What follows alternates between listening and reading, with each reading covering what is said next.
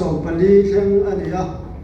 zirlai pani ni ma sela a bible thu chu a toi le a committee thu chu angin kan ti dan thin po ani thawa voinia kan sir tur hi bible ke song ten kan chiar chuak le ama ti chuan a bu chung sir kan tran do na ni Kolosa Kuami tenhe na kirko kola le khathon bung khat chang khatatangin chang som pali thang hian Bible kel song ten kan za dingin kan chiar do nia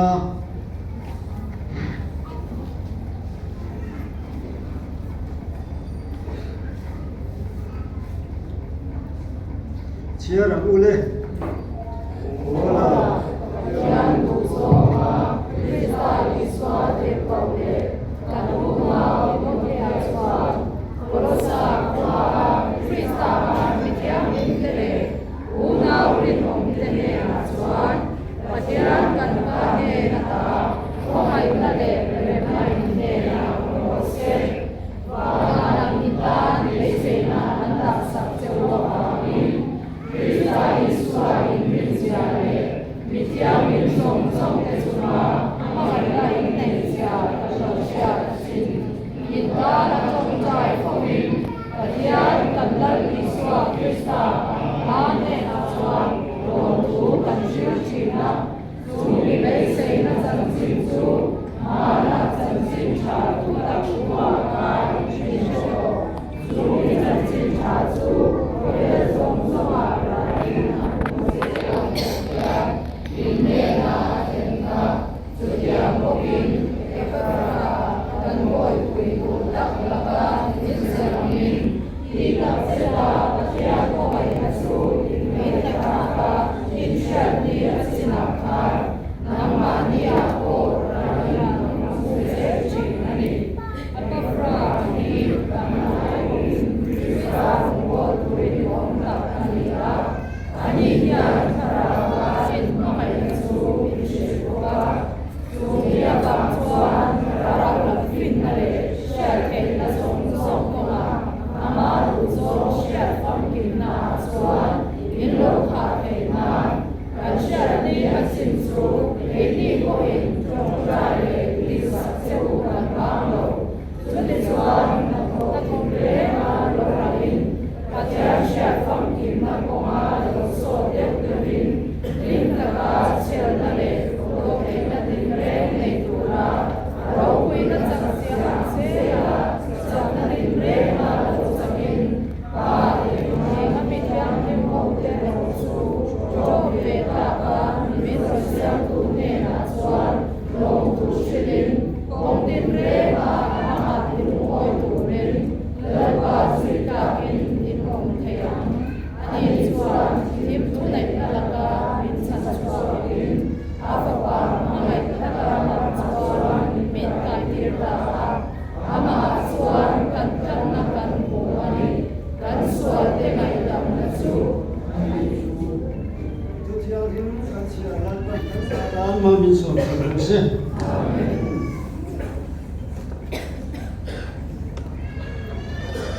Voinia kan sir tur hi kola long thu soi chan Kolosa mi ten de na ring tu ten de na kola long thu soi chan le ring tu te ta na atong trai sak na ti thu ania thu pui pan ania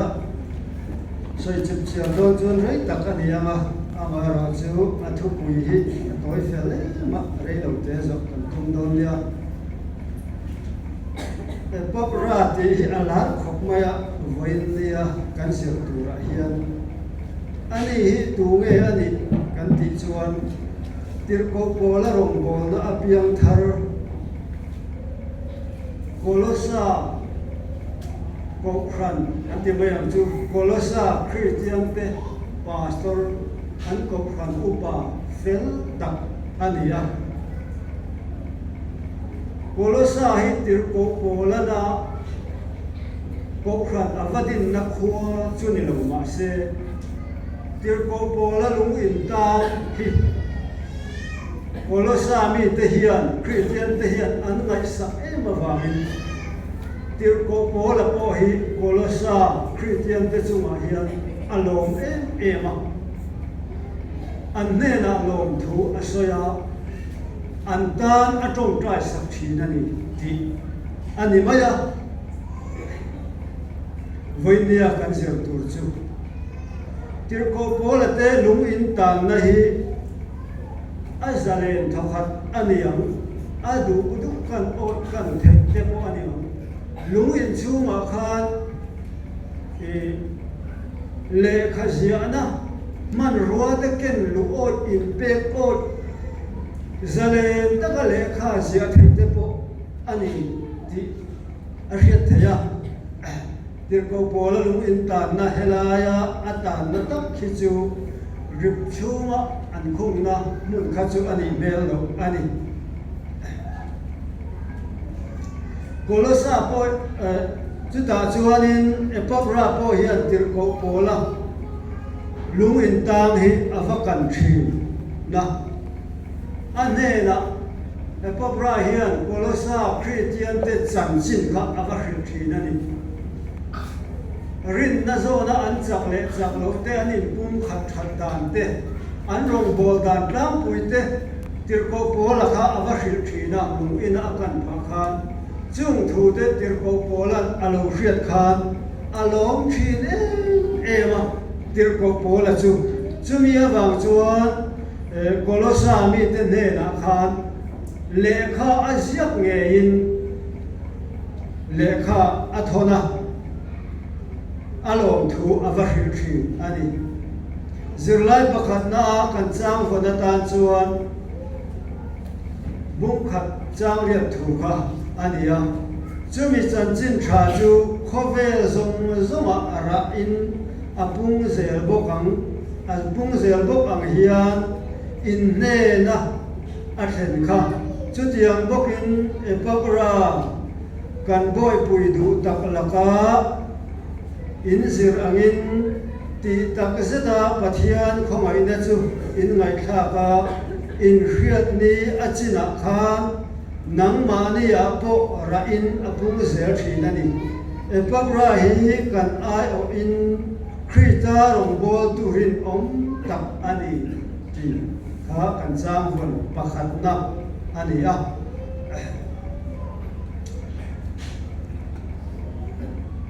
ale khathon pakhat na bul atran na chuan chibai buk na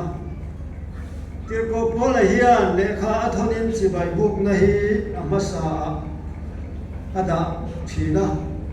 trong gam tha trong gam moi trong gam mal som tak tak hi aziak masa chu ti chuan athu sia thu in athu soi tum tu thupuya alu chau thin ani voinia chibai in buk ton na trong kam hi apoimo em ti chumi atang chuan a hriat theyanga chibai kan in buk ton na trong kam a thata ngai kha anom hi chuan adot le athil local tur te po hi ama le om acha bi ka chu wangin Christian te kan ni angin chibai kan in buk na trong kam hi tir ko pola hian uluk taka mang tur te kan ni ti hi kan sirlai atang chuan alo lang chuak thei ta ani Timothy achu Krista ka unau pa ti in aming asoi lang boka ti chuan ale khathon dong tu Colossa khua Krista mi thiang lim te le unau rin omte ti in trong kam hoi tak amanga he a trong kam atang hian Krista adin mun sang tak thiang lim le rin omna ring tu ten an nei thu polan asoi ba ka Colossa ring tu te hian Colossa le Krista a khua le tuini na pani an nei ti chiang takina tar lang ani ati bokani Polan Colossa ko ran awanga pathian ne na lom thu asoi na chu heti hian then ran ania then khát na hi ta ti hian han soi ta ila chan chin tha manga mi ten nun ti dang lam ani awangin lom thu a soi ani e pabran kolosa khuwa na sa takin alo pian thar khan rong abola chu arong bo na chu lalpan ma asoma chu chan chin tha an don chuan mi tenun ati dang lam na sa ti kan du chan chin tha mi in adon chuan an nun an ti dang lam tu alo ni re ka chan chin tha ina an nun ati dang lam na bola po alhinin alo le ani chu wangin voinia chan chin tha dong tu chang tu te hian kan nuna dang lam na a then alo ani chuan sin na tel lo pian tham na kan ti ang deuh het kha tir ko pola kolosa Christian te ne chunga alom ang kha chu kan phur chuak phalo ani dona chu wangin chan chin tha kan hriat chuan kan nun ati dang lam nge nge turani ti te poin deuh kilina a tha ang chu chu mai ni lovin kolosa ring tu te chu Christian nuna an than len zel awangin tir ko pola an chunga alom ema ma an so na an thang zel ani tir hriat kha alom na ti dam tu ani bokani tin pakhat le chu an rin pathian Krista an rin na an rin buru na awangin alom em bok ani Christian an ni sakli alawa pathian hi an ring em ani kolosa Christian te kha voinia Christian in tisi pathian ring vak lo hi kan tam le an ni chuan pathian hi Krista hi an ring em a chu alom na ti tam tu singami ani le bokani pakhat le a chuan mithiang him te an mangai ani Krista a mithiang him te chu an ngai sa an mangai an ngai sak ani chu pola lom na ti tam tu tilian le sual tu pakhat ani le bok ani mithiang him te an ngai sak an mangai tin pakhat le a pathum na chuan an bei seina awangin Christian te chu bei seina ina niawo kan ka rin na le bei seina in kopin kan nu hi akal ania Christian te zima hian bei seina nei lo hi kan tam hle mai an ni kolosa Christian te chu an bei seina hi asang mani pathian thutiam pathian pe tur thila hian an bei seina hi asang mani ke ni chu pathian thutiam po ngai sak lem lo pathian thutiam lo thang tur po bei sei chom lo ang hian kam oma hei hi Christian de kan fel na ani kolosa mi te chuan pathian a bei seina sa tak an leya pathian thutiam lo thang tur te he khove atop huna vana ta na pathian min bei seina te bei seina hi an nei lian ma chu an bei seina chuan an nun hi a phong bokani chu chuan tir ko pola atilom hle ti kan hu bokani chan chin tha hian lei ring nun pia lam bei seina min pe a chu wan ring tu de ta van rama bei sei tur a om mi den chan chin tha wanga an nun an hlan chan le chan chin tha an nun pui chan chu bei seina an nei wangani bei seina hian kan rin na le mangai na a chem a thin ati bei seina hi chan chin tha in ma na ber le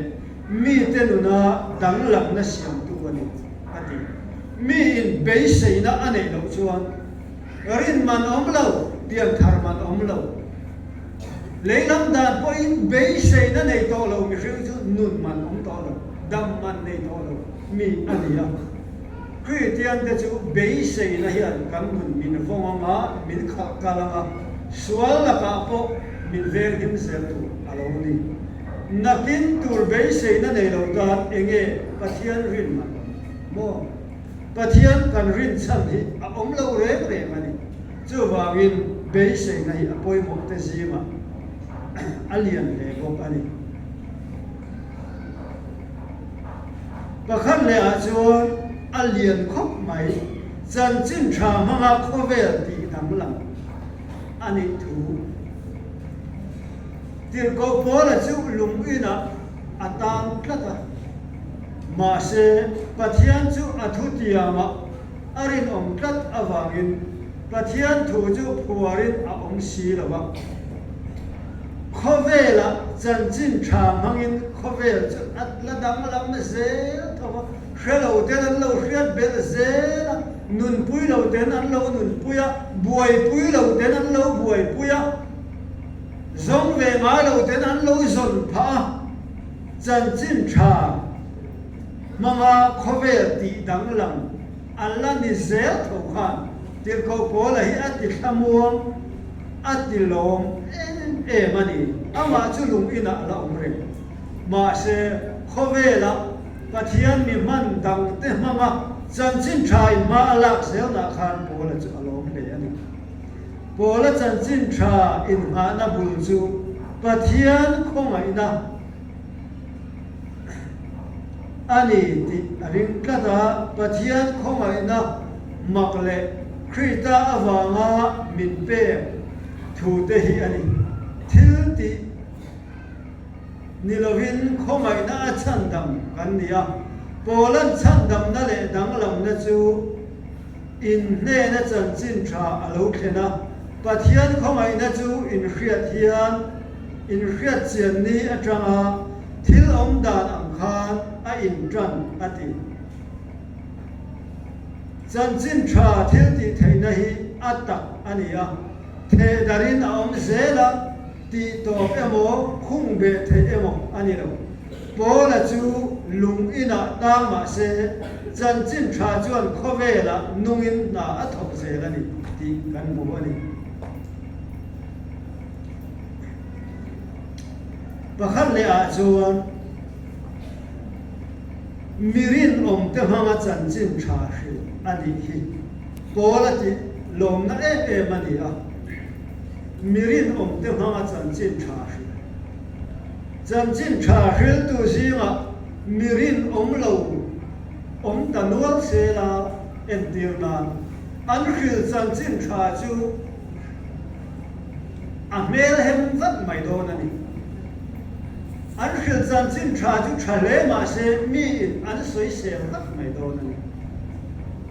chan chin tha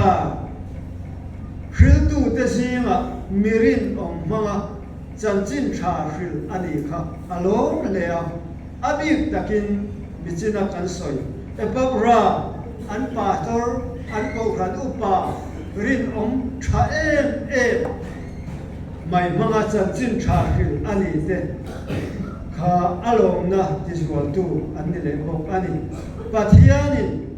a chan chin tha hil turin mi amang thina kolosa ko a chan chin tha hil turin epabra amang angil te hi chan chin tha the dat tu an ni lo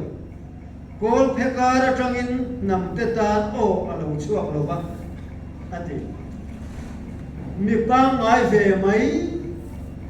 lo na le dik lo na nei tlu ve fo thin mi hring te hi pathian in amang thin khotlang le khovel to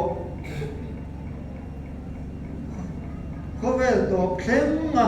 aman ko khan thren khat te chu phong kim lo in thren na awanga ti chia da om fo le thurin in buk tok lovin ati buai fo thin te an ni chung thu thung thara ko khan kan hu thei thren khat te chu kolosa korin le galatia ko khan te hi an ni ya chu tiangin epapra angin rin om le tai matakin chan chin tha i khil ve ang ti in zirlai ziak tu in min som ani poi mo lom le mai rin om na ei sei na te zirlai pakhat na chuan a ron sei war hle ani khang zong awang khan an nei awang khan kolosa bi te ne na tir ko kolan lom thu a soi ani zirlai pani na ve thuma chuan kan chang von tur chu